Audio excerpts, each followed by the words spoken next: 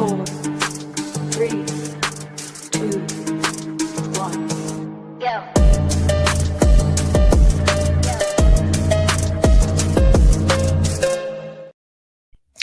And just like that, we're back.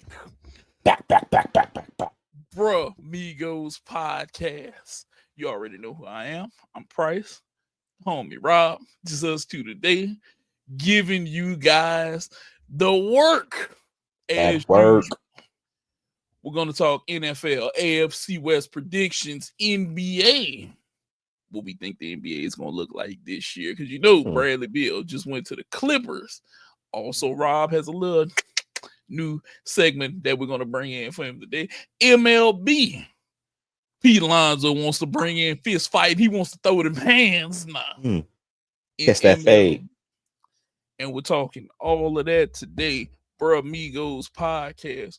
You got to remember, baby. You got to remember what they got to remember to do. What you got to remember to do. What they got to remember to do. Like and subscribe, baby. Oh, there it is. Did y'all see that? Did y'all see that? Yeah, they right gotta there. See. They gotta see. Goodness. Oh my goodness. You know. Look, Rob, today we're going to jump straight into it.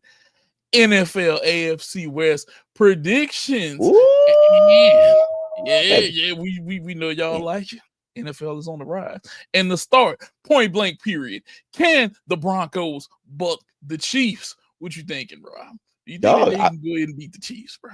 And we're gonna talk about a little bit more about the Chiefs because you know they were just they're the reigning, defending, undisputed AFC champions. Like they basically have been that, you know, for a good long time, or not for a good long time, but they've been in that game. But when you got a team like this, the Broncos, who had the third best defense in all of football last year, and the reigning defending undisputed defensive player of the year, and Patrick Surtain the second. I mean, it's as good of a team as basically you're gonna be able to do. You got Bo Nix coming back for year 2. So are we gonna get sophomore slump Bo Nix? You know, he did play well last year, especially in the first year period. But with Sean Payton in the offense, especially them coming off of Russell Wilson, I thought he played well. They did add a little bit, not a lot. You know, got Trent Sherfield, who was a nice one. Who was a nice piece as far as like, you know, within that wide receiver crew.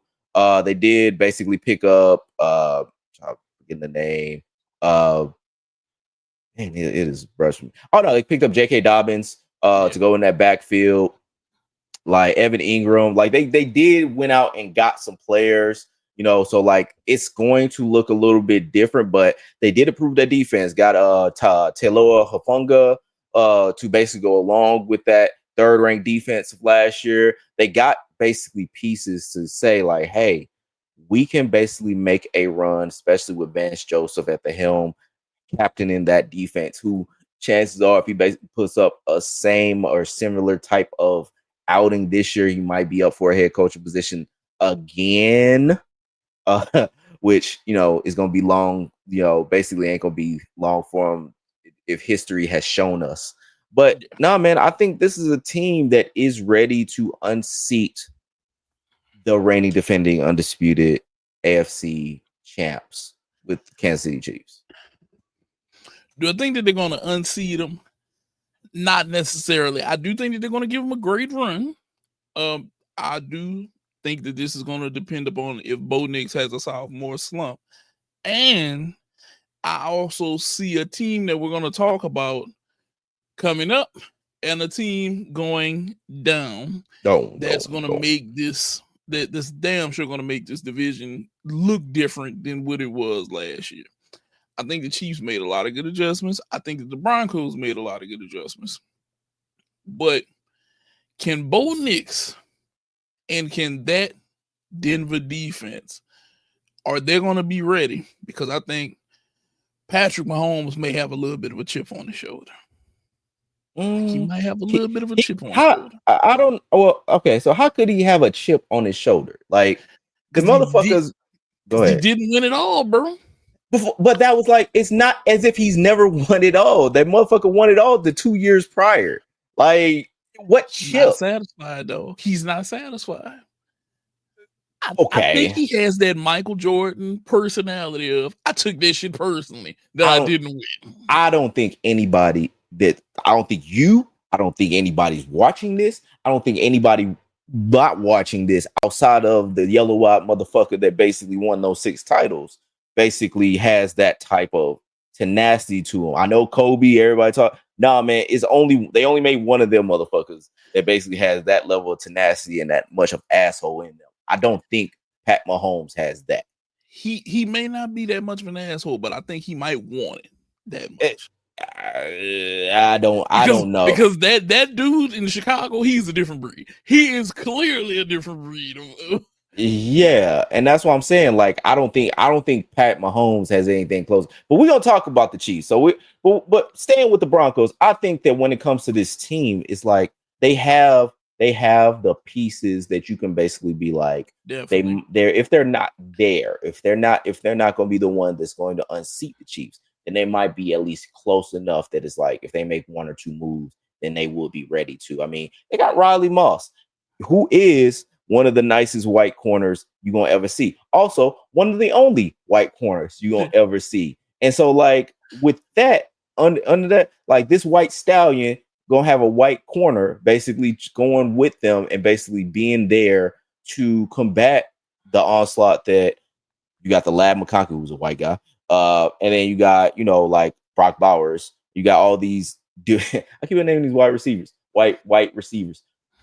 They got a lot of weapons within this AFC West that basically Denver has the firepower to contend with. And especially when it comes to the rest of the league, I think they have enough to basically contend in that AFC, well, hotly contested AFC. Yeah, it's damn sure going to be interesting. But where there are rises, there are falls. And I just got to throw this one out here.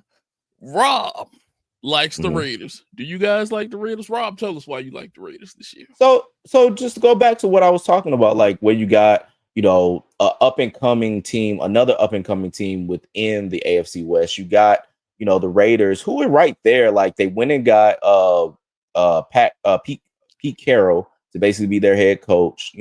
Drug his ass out of retirement.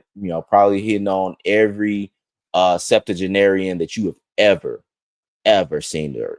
And so, like, nah, man, that man is basically there. I think he's gonna basically bring some new blood, and at least for the next couple of years, make the Raiders good. He reunited with Geno Smith in the offseason, so now they're going to be going over there. They went and re-signed Max Crosby, gave him a fat ass deal that basically got enveloped by other deals, essentially.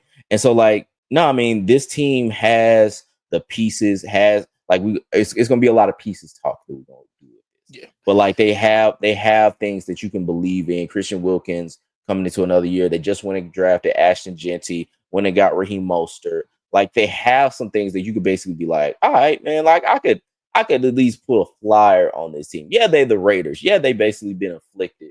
And with this whole we cannot do shit and we're gonna have shit that's basically fall apart, like another team that we're gonna talk about in a little second. But like we do have Trey Tucker, we got Jacoby Myers, and like I said, we got Geno Smith, who is a very capable quarterback. He basically played well in Seattle. They just kind of seemingly, to be honest, got tired of like what his level was, which is upper good, but not necessarily good enough. It's a weird kind of quandary with them. But for somebody like the Raiders, whose floor has basically been in hell, I mean, he's going to basically raise it up a little bit better, where it's going to be at least at sea level, at the very least. Yeah. So, no, man, I'm liking the Raiders. Like, I don't see them as a team that I could skip on Sundays if I'm watching them. Like, I'm going to basically be in tune to them. But what do you think about it? Whereas last year I passed on them a lot of times, I will stop and look. Ashton Genty was a questionable pick to me in a way because I felt like they needed a receiver. They went and got a running back. Cool.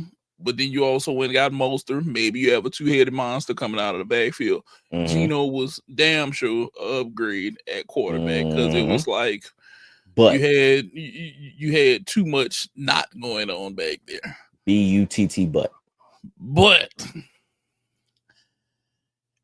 we need to look at them rising enough to be somewhat relevant, but not necessarily saying they're going to threaten everybody else's playoff hopes, except for one particular team who we may talk about here next. But it's not just that they're the threat. It's, I almost feel like supernatural powers that's going to stop that other team. The Raiders may surprise us this year. They may come out 9-10 wins. They may do the unexpected. Okay. Jacoby Myers may have one of his best years this year. Like you did say, as much as I hate to say it, Gino, you're like an upgraded chicken sandwich. You're a little extra crispy. You got a little extra seasoning to you, but you ain't that perfect super deluxe 5-star dining sandwich with all of the bacon and the smoked shit and Gouda cheese and all of that. Are we supposed? You trying to make everybody hungry, including the co-host? My bad. Yeah, that was a very descriptive ass sandwich that you just made. Like, I'm just saying, dog. I was just like, I was following you, and then it's like, I don't even know if we're talking about the same sport, because like my stomach is like, man, this nigga is saying like this, like let that man speak. That man is preaching some gospel. What are he trying to say? Let him ride. Let him cook. Hey, all in all, I do think that this is going to be a rising year for them, but I gotta jump to the next one. What gypsy curse will happen to the Chargers? And this is where I'm going with this, Rob. There is some supernatural power that does not like the Chargers. It don't. It's weird. It's very weird. I don't know what it is. And the thing is like, the reason why we say this is because it's something with the Chargers that always afflicts them. I know like Rashawn Slater got hurt like the start of one year. Joey Bosa, like the only thing I really think about Joey Bosa is that nigga just be gone for like 3 months all the damn time. Whether it's 3 months in the off season, 3 months in the during the season, whatever it is, it's for some reason he's always coming back from something and getting a standing ovation for him coming back. And granted, he plays his ass off, but it's like he plays his ass off until and that's been the thing with the Chargers. The Chargers have always had an until thing about them. Like it's always cool until and it's like I don't know what is going to be the gypsy curse. Is it going to be like, all right, we're going to come to the game and then all of a sudden bang gonna come out the ground and then basically like knock out half the field, or like they gonna basically get to the stadium and then all of a sudden Justin Herbert's right arm just disappears. Not that it's cut off, not that it basically, ran away or somebody took it. It just ain't gonna be there. They're gonna come to the game and then you're gonna hear Adam Schefter or Ian Rappaport is like, I know y'all not gonna believe this. I know y'all gonna be bugging about this. But they're gonna be like, yeah, Justin Herbert's arm gone. Like, and they're gonna be showing it like this, like they're gonna do sports science and everything. RIP John Brinkis. Like they gonna basically do like everything to say like, man, it's gone. Or an ice raid, because that's just where we at now. But like something's gonna happen with this team that it's gonna be like, what the fuck is going on? And because you're gonna be like, hey, this team had the number one defense last year. This team has pieces that they basically brought in. They drafted, I think it was Amari Hampton out of North Carolina. Lad McConkey's coming in for another year. He looked great last year. He looked like a number one. Granted, Mike Williams just retired, but it seems like they have, some nice pieces amongst them to basically ride out for them. It's like, you know what this team looks like? This team looks like it's going to run the ball. They got a great line. Joe Alt and Rashawn Slater right there up top. They just went and got Mekhi Becton. It's like there's all these things that's like, yeah, man, this team can win about 11, 12 games this year and really take control of the Chargers. But damn, they're in a vortex. They just so happen to be in a vortex. What vortex? We don't know. We're still trying to find Doctor Strange and basically get all the pieces together to basically, get the IF Newt, the people that just watch Ironheart. They're trying to get Red Hood to basically go out and figure, or the Hood, and like get Mephisto and all these kind of things. Spoiler alert, sorry. Like but like all these things that that they can find in order to basically find this team and figure out what can be done about them. It's like that's what's going to happen, and we just don't know. Just don't know until it happens. I'm telling you now, though, something is going to stop them. It may even be the curse of J.K. Dobbins having the most spectacular game against them. Something is going to happen that's going to keep them out of there. And that's why I said the Raiders might have a shot in this, because the Chargers always have something. It's just weird. something. It's very, very, very weird. They may need to call the Ghostbusters over there. I'm gonna be honest with you, bro. And we were talking about it before the show. It's something about the other team in LA. Because as y'all know, and because I stopped calling them that, and it goes back and forth with me too. But there are the other team in LA. Like it's the same thing as the Angels. Just can't get right. It's something about that team that just can't get right. And it's just like they're cursed in some way, but you can't really understand why and how. Because there's no reason for them to be cursed. Nothing really that they've done for them to be cursed. They basically keep having these afflictions. But for whatever reason, this happens constantly. So what is it going to be? And when is it going to happen? We just won't know until it happens. And it's going to happen. I guarantee it's going to happen, Ron. It's going to happen. But moving from the other team in LA to the people, the man, the myth, every kingdom can fall and rise again. And I'm talking about the Chiefs. I think even if the Chiefs have an off year, Rob, we've talked about it, it's hard to sustain a lot of greatness over many seasons. Even Brady had a season where he fell off and then he had to bounce back. Yeah, a few seasons. Yeah. I think even if the Chiefs were to fall down this season, it's just gonna be a revamping year, But they do have some hope. We're gonna see what the NFL does about this suspension for Rashid Rice, because they've decided to sentence him to 30 days in jail, and he just has to serve the whole time at some point over the next, I think it's 5 years of probation. They've made offensive line changes. They're looking better as a wide receiving core. They're also making changes on defense, but their main concern was we need to get this line together, which they've started to pretty much get their line together, which was a huge concern for them last year because Patrick Mahomes ran for his life a lot. It was just a lot of him running. So even if they were to have an off year this year, I feel like they can still bounce back. I feel like they're still a viable team. But as I told you earlier, I think that he may have a slight chip on his shoulder because he didn't win. And he doesn't like how he got his ass beat. That he may come out here and try to be on fire.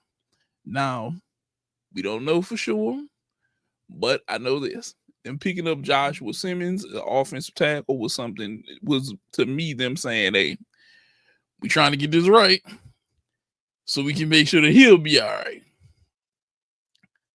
So even if the kingdom falls, they'll be back. The Phoenix must rise again. What do you have to say about it, bro? Patrick Mahomes has played 133 games overall in the last 8 years. Right. So he has played in the AFC Championship game every year of his career, outside of the year that basically he didn't play, essentially. So really, it's like 7 years. So 133 games in 7 years. That's a fucking lot. All right. Yes. And granted, he's won 2 MVPs, he's won 3 Super Bowls now. Mm-hmm. Like, that's a lot, dude. And my thing really is, it, like you said, it has to go away sooner or later, and it's got to, and all these cats have got to stop. You already seen Travis Kelce take a downturn.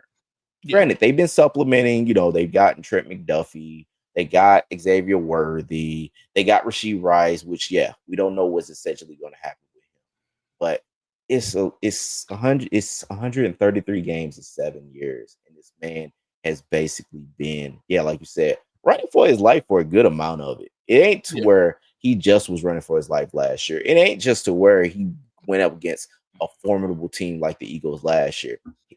Those guys have been kind of treading water in certain situations, especially last year. And that's why a lot of people didn't believe that they were going to make the Super Bowl run that they did.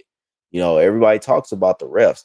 I don't think it's really much things the refs can really do outside of literally Tim Donaghy the fucking button when it comes to them. And so when it comes to this team, I don't think that they'll be able to make the AFC Championship game, which is not a shocker. It shouldn't be a hot take. It's something that should be like, this is a normal path and normal progression of how you are. Because think about it. Like, it's not like Tom Brady was in the AFC Championship game every single year when he was playing. It wasn't as if, like, you know, these dynasties that we talk about really that long. Like Cowboys dynasty, at least with the 90s, was not that long. The 49ers, their whole thing was not a ton long. It was off and on with a lot of different people coming in and out. But the fact of the matter is, this man has been on an unprecedented run, and that precedent has to catch up to you sooner or later. Now, granted, will they basically take a downturn, or possibly miss the playoffs this year, and then come back next year and win the Super Bowl? All possible. But it has to be known for the 2025-2026 season that they can't keep this shit up. They really just can't. And that's what my whole thing is. I'm not really gonna say I'm not against Mahomes. I love Mahomes. I love watching Patrick Mahomes, especially when he rears back and fires. But this team has basically been a team that is destined to blow.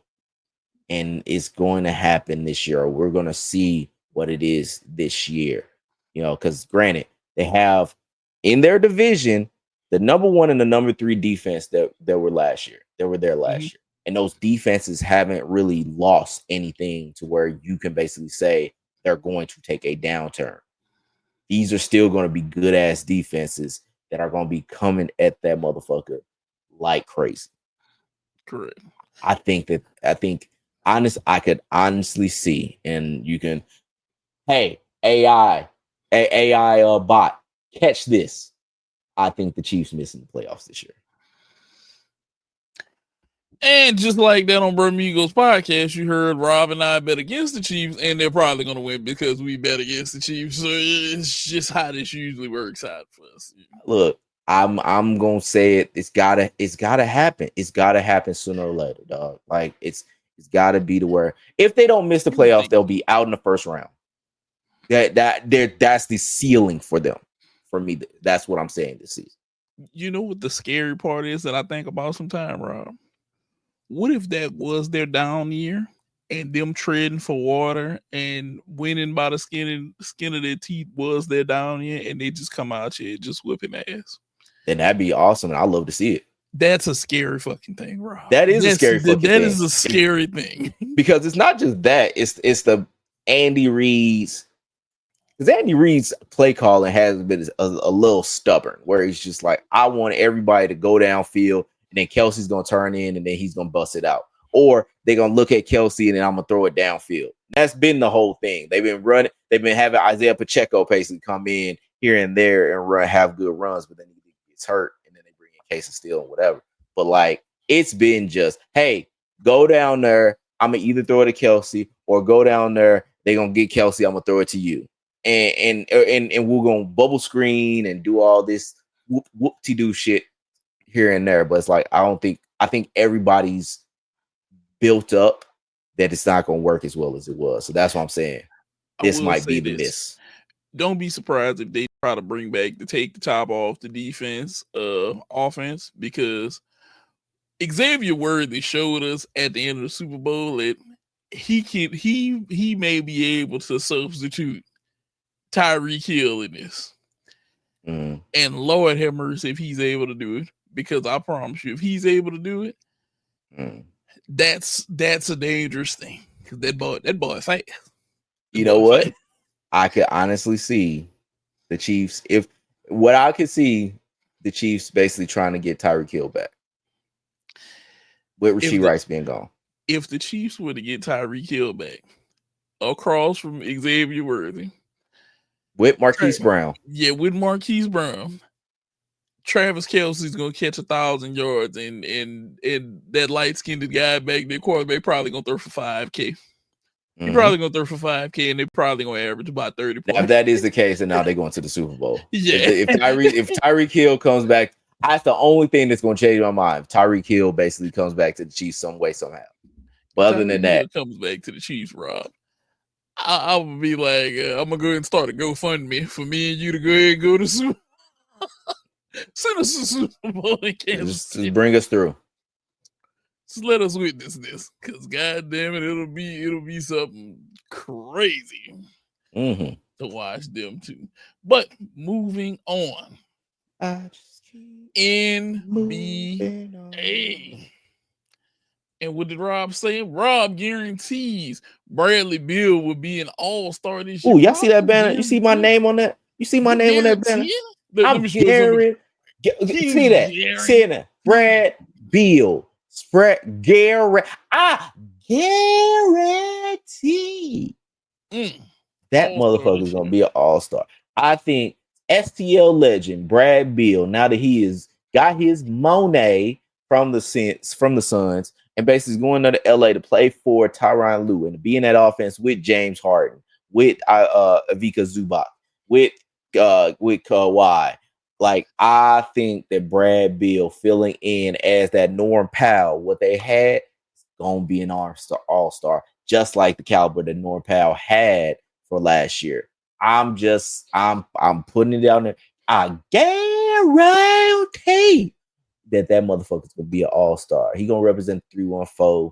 He going to basically be right there telling y'all, hey, I'm back. I'm now don't have to play point guard, or I got basically somebody that's going to put me in the right position to be what I am. I got smart coaching that's right with me. I got smart ownership that's basically going to put things around to basically make me. He is going to be an all-star. You heard it here first. You didn't hear it here last. Bradley Beal is going to be an all-star this year. I'm for sure on it. I'm going to say this. With you saying this, I'm going to say that it has officially become scary hour in the Western Conference. 50 is going to be the number to dance. Minimum. 50. 50 is going to be the minimum. I'm talking Kobe them year whenever it was 08, 09, 10. It is going to be 50. 50 is your number to dance this year. If you ain't got 50, you ain't getting in. The dance is closed. Keep your ass outside the club. You can post up. You can parking lot pimp. But you ain't going to be pimping inside the champagne room this year. Ain't no sense. 50 going to be the number, Rob. 50 is going to be the number. And while we're talking about numbers, new alert. What are we talking about? Ooh. Tape delay. Yeah. We got a new segment called Tape Delay. And what it said? Rob remembers his point about basketball. Because see, here's what happens, y'all. We record these things, and Rob, this guy, he's so smart. He has so many things to say. He's got so many things in his head that, you know, back in the day, and this is for y'all kids. This is for kids, because we don't have this now, because everybody got phones, everybody got, you know, things like instant gratification. Boom, boom, boom. But we used to have this thing called tape delay. And what tape delay was, whenever basically something was on TV, like the NBA Finals, for that matter, before your boys was born, it used to actually be on tape delay, meaning that it was taped and then it was broadcasted at another time, not instantaneous, not live. It was legitimately taped where you had to watch it some other time. And so my thoughts sometimes are on tape delay. And this is a point that I basically had to make, because it was about, I want to say a couple weeks ago, we were talking about something. And basically I had an overall point about basketball and what basketball is becoming. And I want to basically talk to y'all about it. Basketball is trying to be everything except what it's supposed to be, which is art. basketball is trying to be baseball because it's trying to have all these little metrics that basically are involved in it. It's trying to basically have all these different numbers that all these whiz kid guys that basically would tell you what somebody's doing per minute, per second, per inch, per mile. And it fucks up the really the aesthetics of the game and how people Yes, it perceive does. the game. And what I mean by that is when we talk about basketball, it's really more of a microcosm sport where it's not necessarily about what somebody does, how many points per minute, how many assists per minute, how many like box plus minus. It's about, hey, remember when so and so dropped this at this. So hey, remember when Melo dropped whatever at Madison Square Garden. Remember when LeBron dropped something on whoever. Like that's what basketball is supposed to be about. It's not supposed to be a generalized big picture sport. It's supposed to be about the moments. Like when we talk about like Mike, we don't talk about like Mike from a per PER standpoint. We talk about like Mike from, oh, that motherfucker looks cool standpoint. Yes, we talk about the sport as if like it's more something of you. Like when we look at a piece of art, we don't look at like the different lines and how basically well and like the different things like the strokes per minute that the person did on the picture. We just look at the picture for what it is and basically love it and we enjoy it.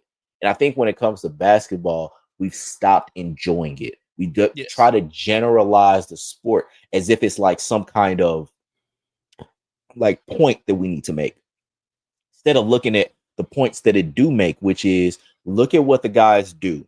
We're not talking about, oh, well, we don't miss the Tyrone Hill midpoint or mid game. We talk, I mean the middies. I would just say midi. Like we don't want to talk about that. I don't care about that. I don't care about the space. I care about the aesthetics.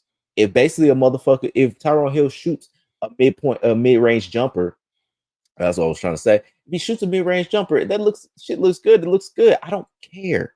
I understand basically that made really more for the Anthony Edwards of the world and the Shai Gilgeous-Alexander of the world to shoot more middies. But it's the thing of if basically everything is like, oh, we need to get the most efficient shot and make it a supposed to game, is going to make it stupid. Because the thing about it is, when is the last time that somebody said you're supposed to do something? It was something that was aesthetically pleasing.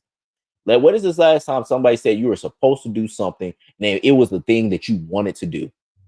If you're in a game, if you're in a world of supposed to, you're not in a world of want. You're in a world of have to.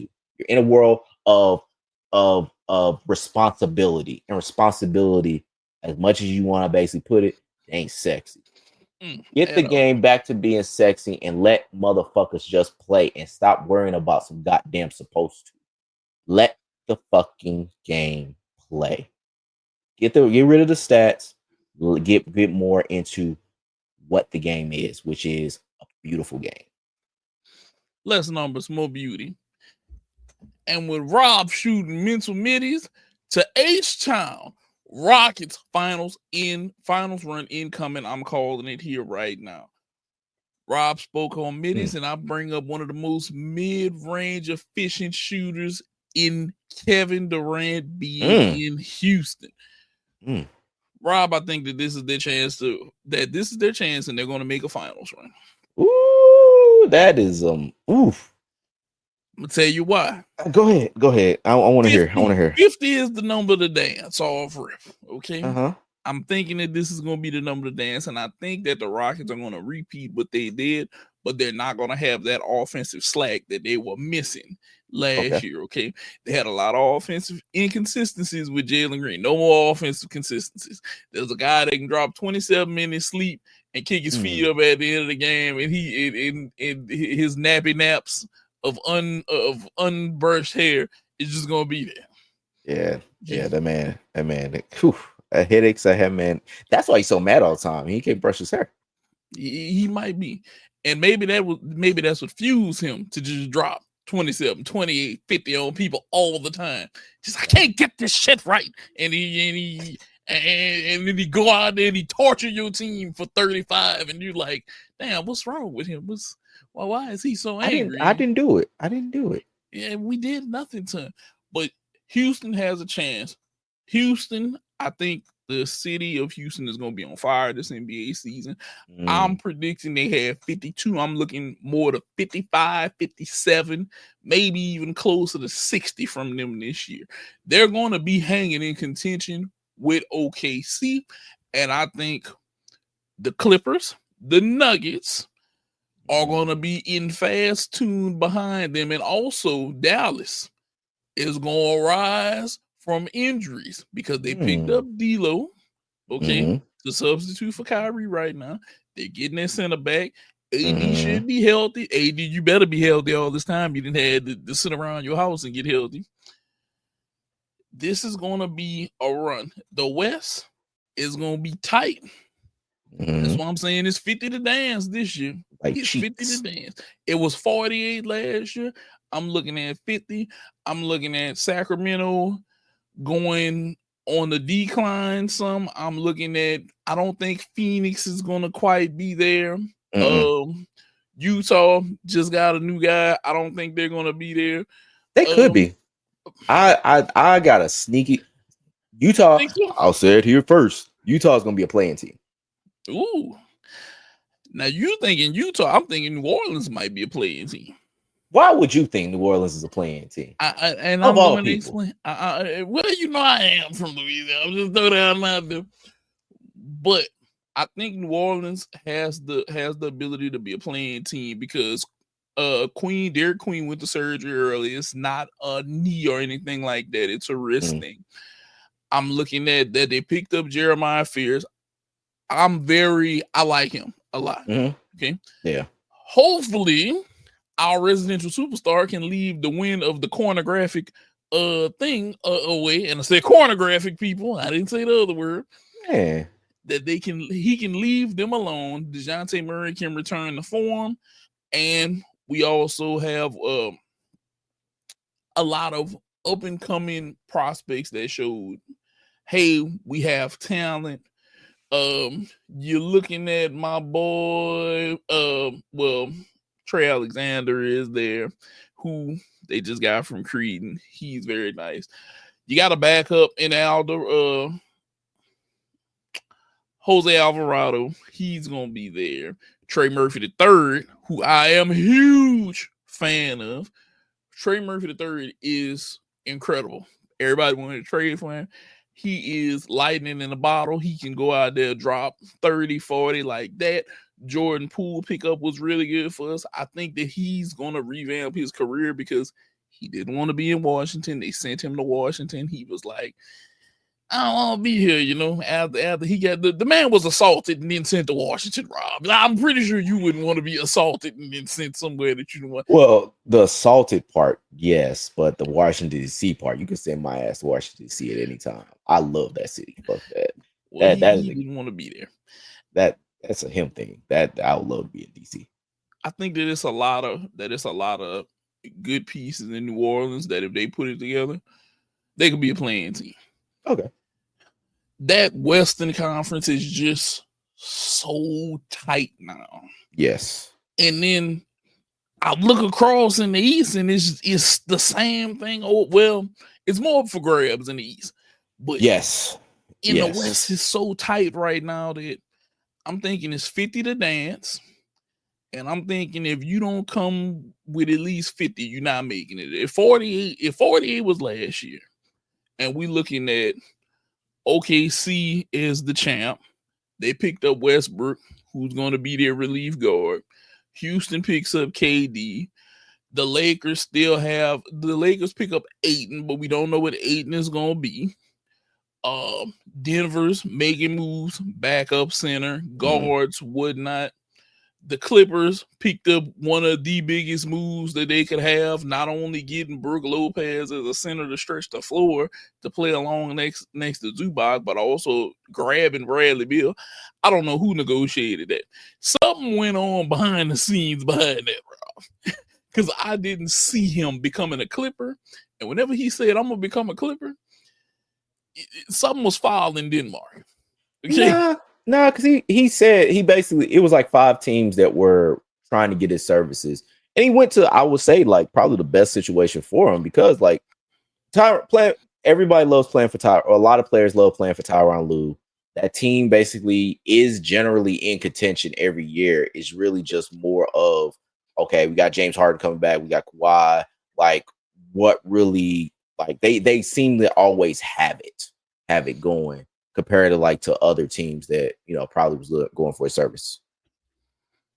And I'll say this: a healthy Kawhi is top 5 in the league, though. Oh yeah, he's top 5 in the league if he's healthy, which is scary to think about.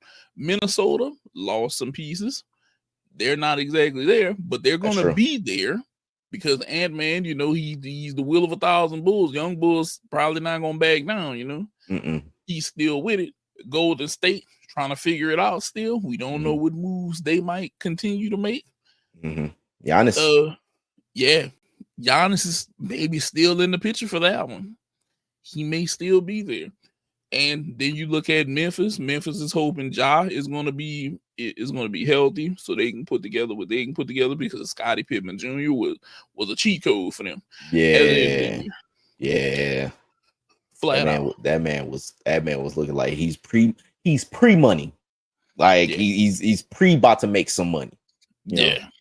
And I'm thinking, if he can repeat what he did and he can do it over 70-something games,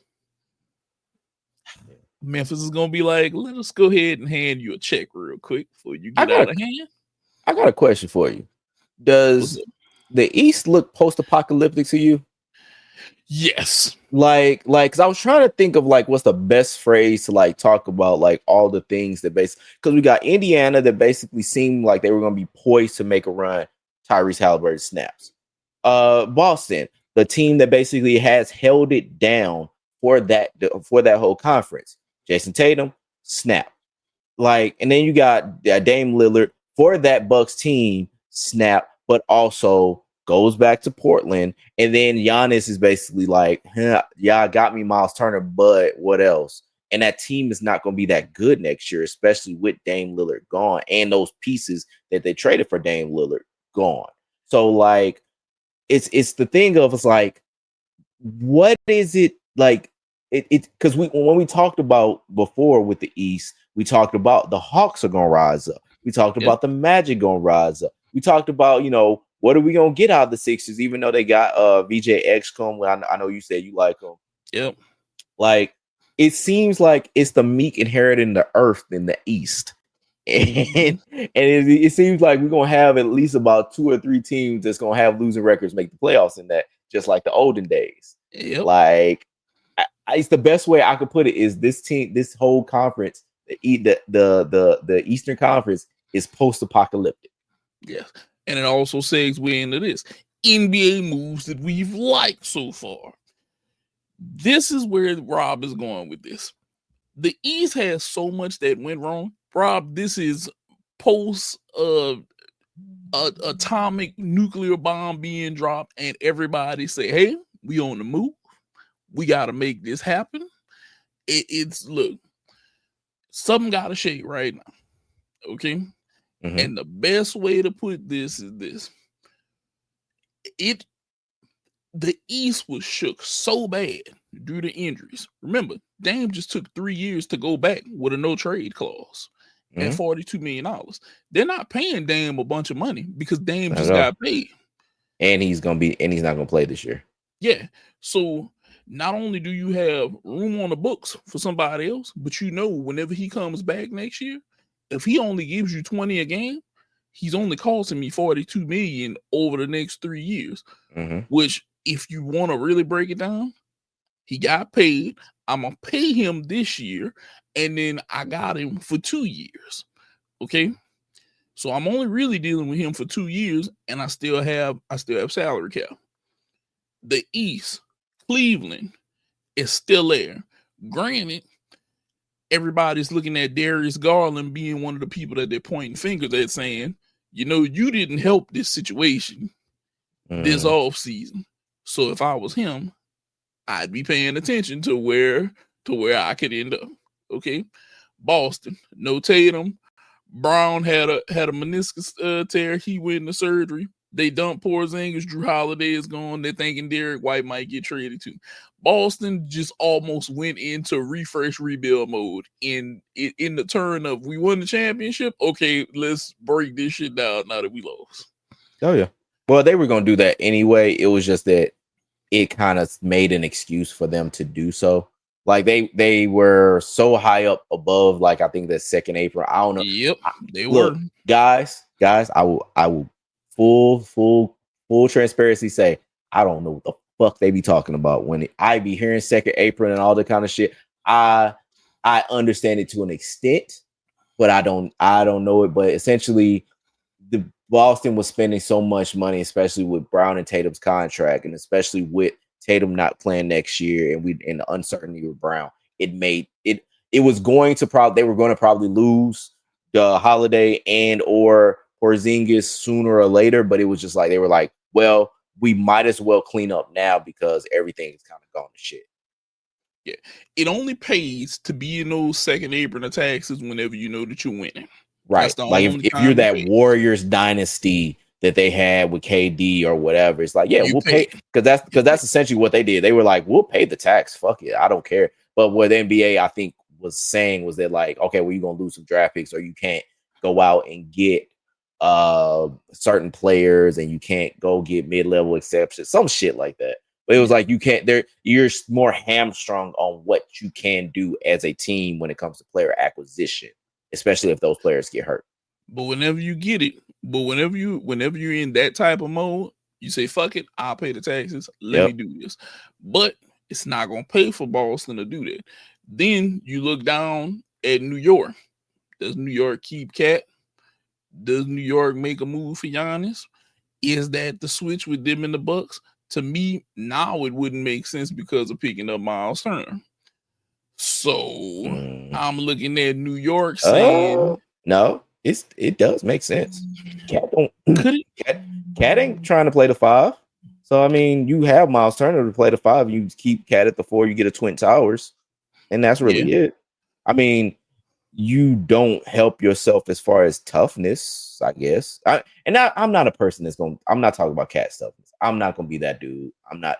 But the man plays how he plays, and it's not an indictment on him as a person. It's just really more just how he plays on the court. He's not a Giannis type player, and that's not to say anything disparaging against him because it's not many motherfuckers like him. But he's not going to be that person that's going to be that inside rim protector that you want at least somebody at the 4 that might play at the 5 to be, or a 7-footer. Yeah. He doesn't play like a big; he plays like a tall. But as far as like transactions that happen, can I say something that made me sad? What? So I'm looking through like Spot Track, and I'm looking at like the deals that's been made. It's like Spencer Dinwiddie going to the Hornets made me sad because I've liked Spencer Dinwiddie, but it's like the thing about the Hornets is it's like it's the last chance you of the NBA, and it's like it's more like a halfway house, like or like purgatory. Like it's like, okay, you're about to go somewhere else. It's gonna be out of the league. It's gonna be Turkey. It's gonna be in Spain. It's gonna be whatever. But this is your like jump off point before you go there. And this is just your place to go before you're there, because there's nothing that you're gonna really do there. Because I know who was it that made this is another thing that I wanted to talk about. And I know y'all like, why did he just raise his voice so mad? I saw a headline that this motherfucker Paul George said, and I don't know if you saw this, Nate.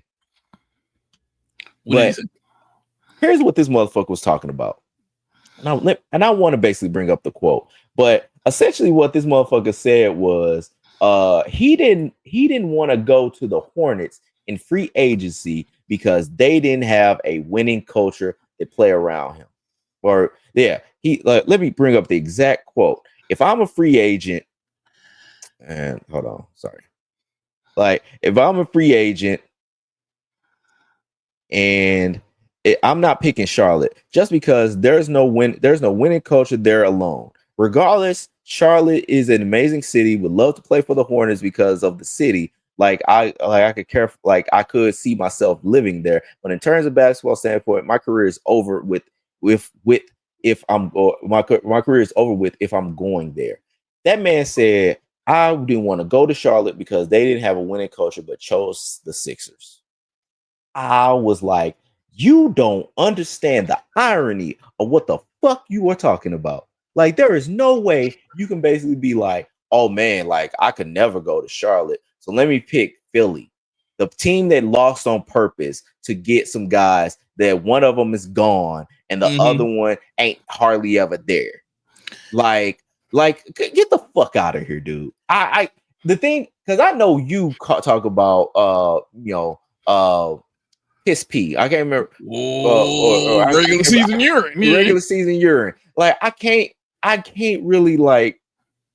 It's like now I'm on your side. I've never been more on your side than right now. Because when he said that shit, I'm like, what the fuck are you talking about? The Sixers, and it was people I put in the like Facebook thing commenting like what are you talking about? And they're like, well, Sixers had a history of winning championships.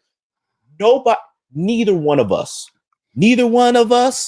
was born when that happened. Not even remotely close. We were glimmering in our daddy's eye when that fucking happened. All right. So get the fuck away from, even when they made the finals the last time. I don't know how many people on this Sixers team was born. Like that's the thing about like saying shit like that. I get it. They've won a championship. They won before. That was before. And you know what they say about this, like the wire quote. You know what they say about the old days? The old days. And the culture is not there as far as winning. It is not. Hasn't been since Joel Embiid has been there, since old boy basically made the trust the process. Like that shit hasn't been there because there has never been anybody to basically make that shit happen. All right. Not only that, how the fuck can he talk? He only play half a season once he get paid. He should want to go to Charlotte. He should want to say, I'm going to take your money and I'm going to sit at my house. You'll see me half the year. And the other half, I'll be doing my podcast. Because I just said this. He don't show up to play till it's time for that contract. And then right after that, on cue like clockwork, what happened the other day? I'm hurt, man. I'm hurt, again? Dog. They don't stop. You just got paid. I'm like, look, I could be an oblivious motherfucker sometimes, but this motherfucker is continuously on that obliviousness, obliviousness. Like, come on, dude. Like, you can't. The Sixers are the winning culture that you wanted to go to. The Sixers. And come on, man. Like, it's like, do you know what the fuck you just rapped? Like, do you know what the fuck you just put on wax? Did you hear yourself in the headphones? Like, come on, man. Let me tell you something, Paul George. I respect you, but dog, you the same dude who you played the other year. You played 70-something games to get a contract from Philly to play 41 games. To come into the season and 5 days ago, you get hurt. Oh, he needs surgery. So is he going to be back by the time this starts? We don't know. Is he going to have problems with this knee again during the season? I don't know. But I do know one thing, Rob. Watch that last year, whenever he's about to retire, 70-something games. He's going to be there playing either that or he's going to be on the bench somewhere 70-something games and he's going to be suited to play. You can't write this shit any better, especially for him.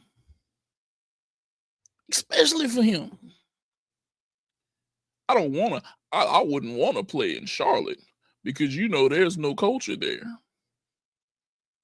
Why does it even matter? You at home half the year. Right. You're only getting so much culture in you. Last year you had on a boot and was recording podcasts. And Tyrese Maxey was out there sweating like a Hebrew slave on the court, trying to get a win by himself because Joel Embiid ain't nowhere.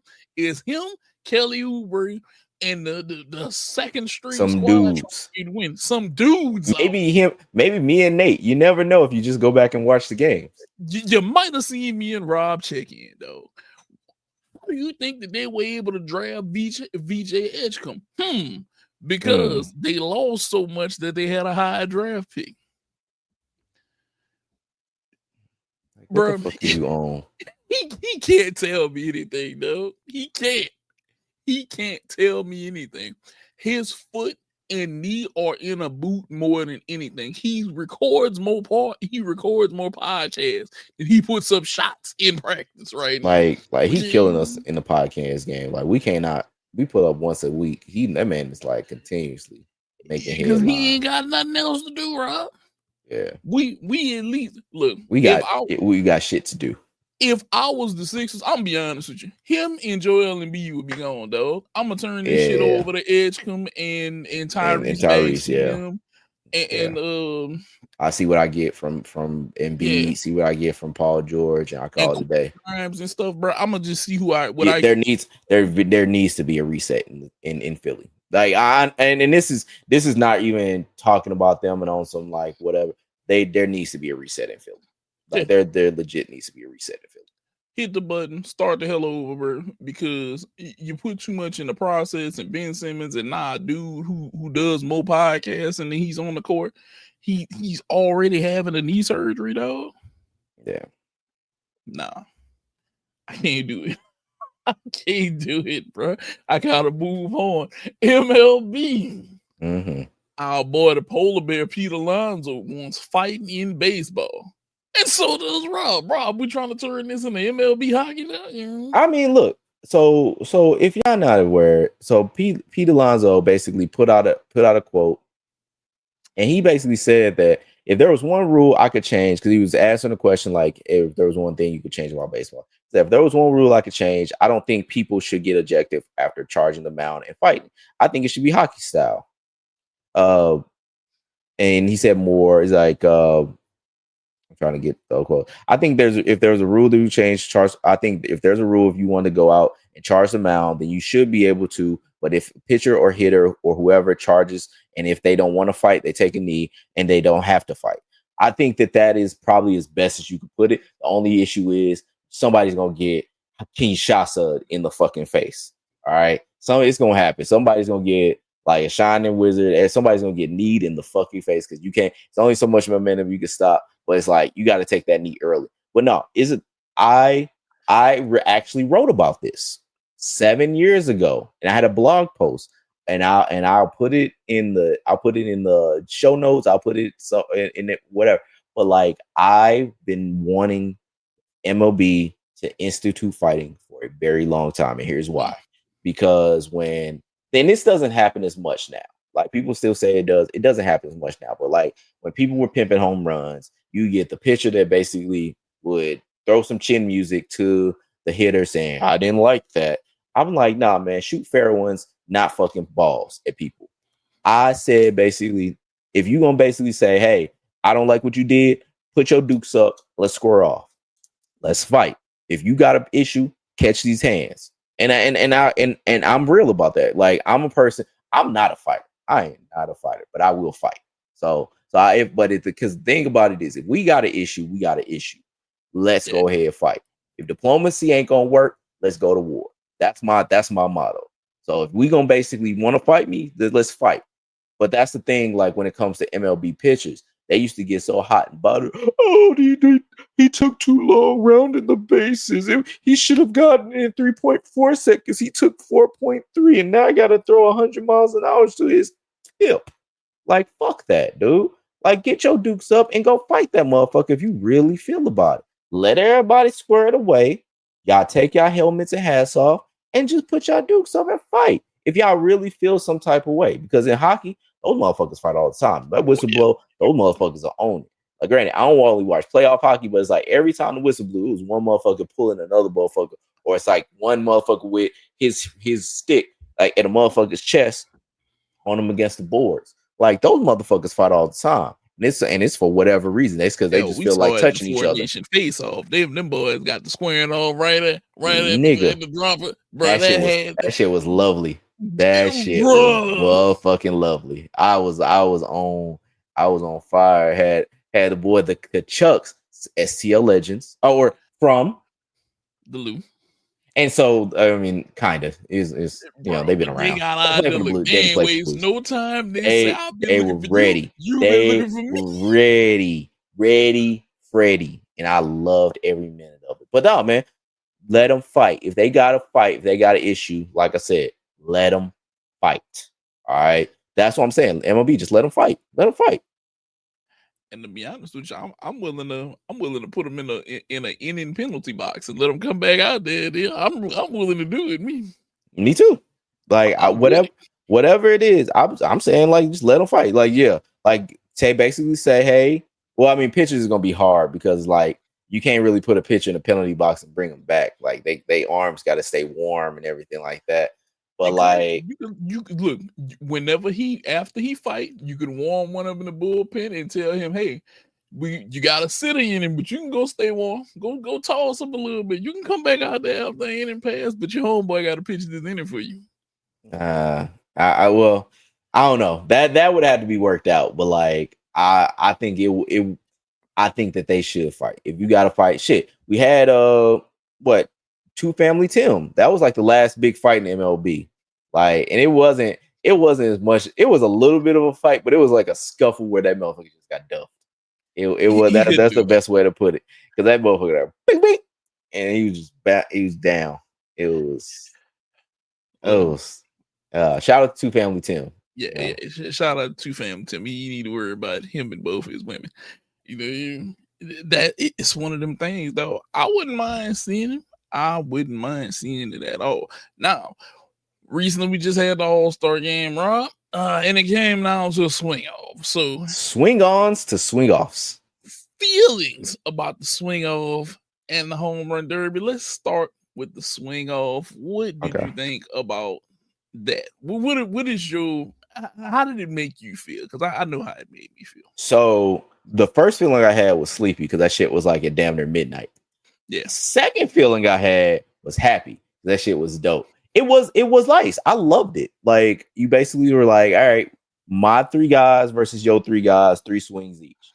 And we gonna do it like that. It was just an old-fashioned swing off. Like I know I saw some people saying like, hey, bring this for the playoffs. I wouldn't go that far, but like for the regular season, I'll be down for it. Like if say they go ghost runner for the first 2 innings, then they go home run derby after. I'll be down for that. Because the thing about the like why we saw what we like it was the cats left. They were like, hey, we done. I'm ready to go on vacation. But like, no, I'm good with the idea of it. I'm good if they basically that and the automatic balls and strikes, which I've been wanting, like the automatic balls and strike system, which I think only one of the instances out of like 5 or 6 basically was like successfully challenged. So no, man, I would love for them to bring the swing off. Like what you thought about it? Swing off was nice, but what I'll say is for All-Star weekend, give us a little bit of power. Let us pick who we want to see in the swing off from the teams. Let's make this a little interesting, Let's add a little bit of fan favoritism in that. MLB always got something where you can text a vote in and they can calculate that shit real fast. They can make that happen. Yeah. Or if they even want to do it preemptively, 7th, 8th inning, hey, it look like it may be this. You guys vote just in case of a swing. Yeah, I think that would be it. Like I think that's the way. And then you could basically make sure those guys don't fucking leave. And then it's like, all right, they won't Shohei and Judge basically for the swing off. You can pre-vote who you want for the swing off, and then you get the traction from it. So MLB, you're welcome, asshole. You're welcome. You're definitely welcome. Like I said, you could just invite me and Rob out for like the next 10 All-Star games. If you will. Just help a brother out. But it wasn't bad. Now, home run derby. What did you think? I liked it. I liked what they were trying to do with it. But I will say, like, I remember somebody said it was a lot of home runs that were missed because what they tried to do was try to appease the loud minority, and they because I know there was people the year before saying that they wanted the behind the plate view for the home runs, and they wanted that more than they wanted just to see like, okay, the person swing and then it goes out. The problem was that basically they had the behind the plate view, but it was just like you could only see so much, and if they swung, if they went away with it, if they didn't pull it, then you wasn't really seeing the home run. And then even if they pulled it, you only saw it so much, and so like it wasn't to where you could really get a good grasp on it. And granted, years prior, it was like they would just go, swing, contact, and then show the outfield. And like this year, it was like they tried to do a drone, and the drone couldn't see much of it. Like you couldn't really catch much of it. It was like because you don't really know where the balls are gonna go. So they were trying to get the drone to where they was gonna see and track the ball, and it was a good concept. It just wasn't great execution. But what you thought about the home run derby? Yeah, it is. It's one of those things where with the derby, this is what I'll say. The derby was good to me. I'm with you. I don't agree with the view. I just don't. It's something about the view that just was like you said, they pull it. It's out of shot. It's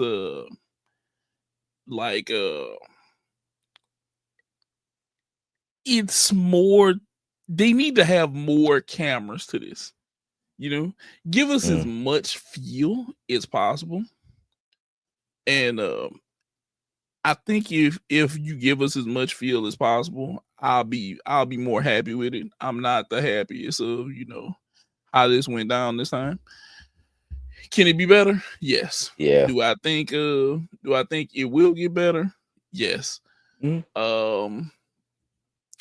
Now my one gripe with it is this. I know Jazz Chisholm had 17. I think he had 17 home runs. Okay. I'm not gonna fault him as much as I want to fault him. He's an infielder. Yeah. But you know that this ain't him just busting down like that. Okay? Now, if you wanted to if you pull me to the side and say, hey, bro, we put so and so in here because we know, he may not cut it, and we kind of want the field to go this way. Okay, with these guys, I shut up and be like, all right, bet you want it. They wanted the name of Jazz Chisholm in the home run derby because they were like, oh, who has people heard of? Like, let's put them in. And I think it was a good call to do. And some people, I ain't gonna say who, I put some money on Jazz Chisholm to win the derby because they saw plus 2,000 on a site and basically was like, hey, that don't sound like a bad thing to put a couple quid on. And they like really felt that there was a possibility, even though you had people like a Junior Caminero, you had an old Neil Cruz, you had a Cal Raleigh who's leading the home run, in the league in home runs right now. And so they basically just felt that it would be a good idea for just put some money on. So that's what I think MLB was going towards, to get that person to basically put some money and have a little bit more action and a little bit more, eyes on the home run derby, even though they were going to watch it anyway because they love baseball and they have a podcast where they talk about baseball too. And so that's so that's what it was. But no, the one thing I would have to say is that look, Cal Raleigh, Randy Rosarina, thank you for not losing recipes by wearing y'all hat backwards, because y'all Mariners, y'all know what y'all need to do. Y'all wore it for Griffey. Thank you for doing that. Thank you for not, like I said, thank you for not losing recipes on that, because y'all knew y'all had to wear a hat. Y'all had to wear a backwards cap for the boy, for Mr. Swingman. So yeah, that's the one thing I would say was the big takeaway. Outside of seeing the Hank Aaron ceremony, because everybody's talking about it, I'm gonna talk about it too. That was absolutely great with what you guys did, MLB, for 7/15, having his widow there to see the celebration as well. And it was in Atlanta, even though I make the joke about the Braves basically moving out of downtown. They were in Cobb County. I think they were in Fulton County. That's full, yeah. Yeah, Fulton Municipal Stadium. So that was in Fulton County, which isn't in Atlanta proper anyway, or It's in Atlanta proper, but it's not in the city anyway. So, so yeah, that was absolutely a great thing that MLB, the Braves put on for Hank Aaron, rest in peace. So like, yeah, gotta say that, hit it out the park, pun intended, with that celebration. Yeah. And take notes. That was the proper way that things have to be done for people like that. Yep. Big. That was a big thumbs up. Mhm. MLB. That was a big thumbs up. So, All-Star event overall overview, I'd say it's pretty damn good. I fucked with it. Yeah, I've said it a million times. Look, you can't fake the MLB shit. It's no haphazardness like they can go out there and do during basketball and football, which is why every year this is one of my favorite ones to watch. And they had fun too. Like those cats was throwing 100 miles an hour, still having fun playing with the guys and like joking around. You had Kershaw. I love seeing Kershaw basically being like, hey, Smolty, what do you want me to throw? He's like, cutter. He's like, I don't throw a cutter. Like, he's like, do your fucking research, dude. That was funny. Like, I loved that. Like, that was cool. But that's the cool thing that the All-Star game could do, like with the MLB All-Star. That's why I love the MLB All-Star game over everything else. They actually try. You do see them have fun, and they basically hit it out the park, pun intended. Like, it's consistent. Yeah. Only thing that we were missing, we didn't get a celebrity softball game. They did a celebrity softball game. I missed it. I didn't watch it. I haven't watched it in a while, to be honest with you. I missed it. That's one of the things I do like to watch, but I do like the All-Star game itself and Home Run Derby because of what it is. We're going, look, NBA, just take a few notes, okay? Just try. Really? Just try. Like look. Every single solution we could come up with, whether it's USA World or whatever, if those motherfuckers just try, like all the NBA got to do, this is I promise you, I ain't gonna bet my paycheck, but I'll bet yours. But like, I bet you that like if those motherfuckers try and or they basically put them in their regular jerseys, I honestly think that's all you really need to do. All they got to do is try more. That's it. Like if they just try more, then basically we're good. That's all the people want to see is them try. And they basically all these different things. Like I said, it's cranes in the sky. I lighten my hair. I change my nails. I do this different makeup, and I still feel the same. That's all that basically this has been. It's just been you do all these different measures. You had the Elam ending. You had all these different things. All you want a motherfucker do is just get their rear in gear. And that's all they really have to do. If they just try that, because that's what the MLB All-Star game has over all the other sports. They try. They want to do this. They want to basically make it happen. Even though those motherfuckers got a long ass season, they can get as long of a break, and they basically like that. The All-Star game was Wednesday or Tuesday, and they're back at it. They were back at it. They're back at it Friday. Yeah. So like they get no kind of break. Everybody else got a break. The motherfuckers get no kind of break. But yeah, man, just try. That's all you gotta do is just try.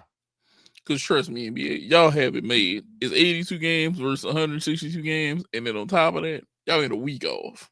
Y'all motherfuckers take time. Yeah, they take time off anyway. Like it's not as if like those motherfuckers like if they basically try in that game that they basically can't just like give them some extra time off so they could go to Cancun and really get a proper vacation. Yeah. Just try. They have 2 extra days. Well, wherever this All-Star is, it's like, to be honest, that might be the solution. Like if they give All-Stars extra time off, like I understand, like if they say that made those games not count or something like that, if they just do that, I think it'd be fine. Because to be honest, that's the thing about the in-season tournament. If those motherfuckers try because they're trying to win money for the cats at the end of the bench, if basically those motherfuckers just trying the All-Star game, maybe you win money for the cats at the end of the bench in the All-Star game as well. That's an incentive for them basically to do that. Like, whatever it is, just have them try. Just try. Just figure it out. We need you guys to figure it out. Now, with that being said, you already know who we are. We are Bro Amigos Podcast. You know what to do. You always know to like and subscribe. Remember, Yeah, you know, get that it's heart free. in there. Get that heart. Yeah, it's free. It's free 99, baby. It's free 99. Ain't Just gonna go do ahead.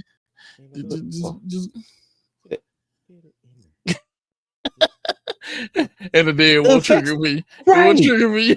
Oh, it's to do with the thumbs up. Nope, won't do that either. Like, it said nope, hell. nope. But with that being said, is there anything that you want to say, Rob, before we get about him? Good night, Canada. Good night, Taylor Swift. Good night, Moon. Good night, June. Yeah, it's about to be we in July. Saw Superman. Superman was good. I liked it. Just putting that in there just for the transcript. And then what else?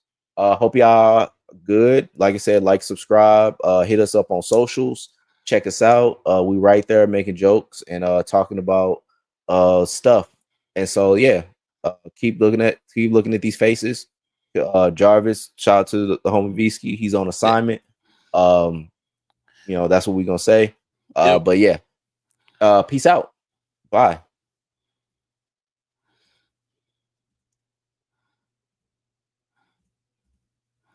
And thanks for checking out this episode of the Bro Amigos Podcast.